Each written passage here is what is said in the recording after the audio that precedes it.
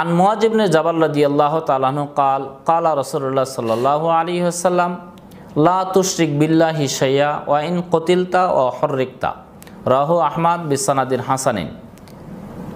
মুআয ইবনে জাবাল রাদিয়াল্লাহু তাআলা আনহু থেকে বর্ণিত, তিনি বলেন রাসূলুল্লাহ সাল্লাল্লাহু আলাইহি ওয়াসাল্লাম বলেছেন, তুমি আল্লাহ সুবহানাহু ওয়া তাআলার সাথে কোনো বস্তুকে শরীক করবে না, যদিও তোমাকে হত্যা করা হয় এবং তোমাকে পুড়িয়ে মারা হয়।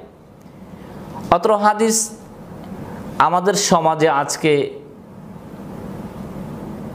প্রমাণিত আছে, কিন্তু হাদিসের উপর আমল নেই। আমাদের সমাজে শিরক করছে মানুষ জেনে বুঝে, শিরক করছে মানুষ ভয়ে।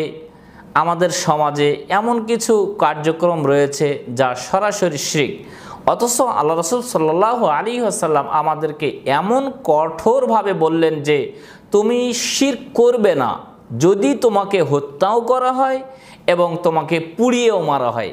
আমাদেরকে হত্যাও করা হয় না, পুড়িয়েও মারা হয় না, এরপরেও আমরা শিরক করে থাকি।